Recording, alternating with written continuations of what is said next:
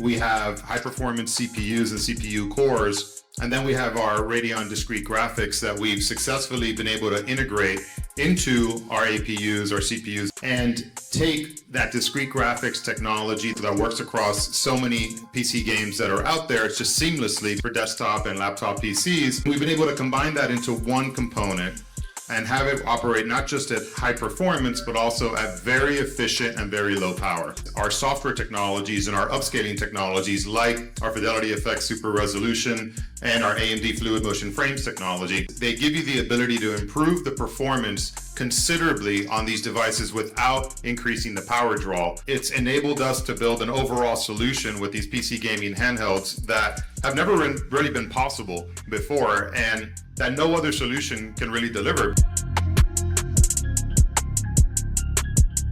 What we're really focused on is enabling players to play their games wherever they want to play them. The vast majority of players today play across multiple devices.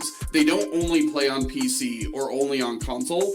And I think about things like Xbox Play Anywhere, which really allowed somebody to take their game library and play on any device. And you look at what we've done with cloud streaming as an example. It's another way to really reduce that barrier for people. SteamOS has a lot of history in supporting different types of platforms and form factors. And we try to provide solutions to bridge all of those hardware functionalities with a seamless game experience that SteamOS provides. That lets you go in and out of games as quickly as possible with the best performance possible. So when we're looking at a trackpad, for example, we make sure that the size is reflected, the amount of buttons on the rear of the device is reflected in the UI. That lets you rebind the controls so that it's compatible with all games.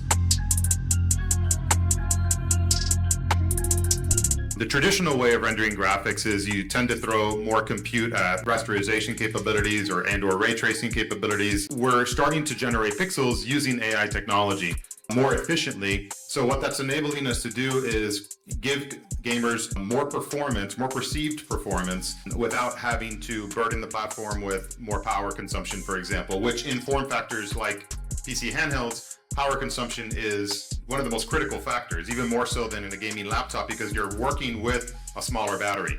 We're seeing gameplay styles and gameplay tools and gameplay interactions evolving by taking AI and integrating it into a game. So imagine NPCs, for example, systematically programmed like they have been up to now, but actually being AI-based NPCs that can be unpredictable, that can learn how you play and can respond dynamically to you in the game, whether it be in a dialogue, a chat-based, text-based dialogue, or even a verbal dialogue. The storyline can evolve. They can get to know you as a character because it's actually learning you and how you play in the game.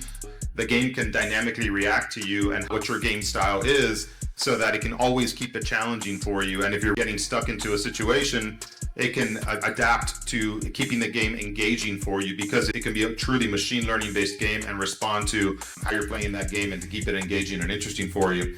We think AI will be transformative, not only how games are made, but also how games are played. So there's the content creation side, which is really about enabling developers to build the kinds of games that people want to play at a higher quality in a more efficient way. On the OS side, we'll always want to be doing work to have great driver support, for all the features to be available out of the box using the best possible performance and power efficiency. Our role is really to bridge the gap there between those features that AMD has and that game developers will make use of in their game, and to make sure we're out of the way so that they can shine on the hardware that we're supporting. We see gaming handhelds additive to existing gameplay. The majority of players today play across multiple devices, and by giving people more options and more opportunities to play, there's more hours of gameplay actually happening. So, for some people, they're gonna love the flexibility and the mobility and the portability of the mobile form factor, and that's even true with things like remote play and the ability to actually stream while I'm in my living room. I'm sharing the screen with other members of my family. Well, the gaming handheld gives me an opportunity to actually play my games both in my home and on the go. The living room experience on a high resolution 4K large format screen with maybe a sound system supporting it, a dark room environment, that's an experience. And that's a setting that it's still going to be very compelling for the foreseeable future, but it has limitations. If I'm commuting, if somebody else in the family wants to watch TV in that living room environment, or if I live in a different environment where maybe I don't have a large screen TV, I don't have a multimedia system like that. I think these devices solve for use cases and they solve for customer needs that way, and they give them choices. Gamers don't play devices, they play games. And our devices are there to enable them to be able to play those games, to do what they love, to immerse themselves in the experience. If our focus is on the games and our focus is on the gamers, and we look at these devices as just tools and portals for them to be able to connect them to what they love to do, then they will complement one another. The entire industry and the ecosystem will grow prosperously. There's a lot of parallels to handheld and desktop PC. People just tend to play more in general once they have a handheld, so it's more of a facilitator. It unblocks playing in a lot of different scenarios where maybe you were away from your desktop. But then the fact that you're playing the same games, you have cloud saves, you can pick up where you left off.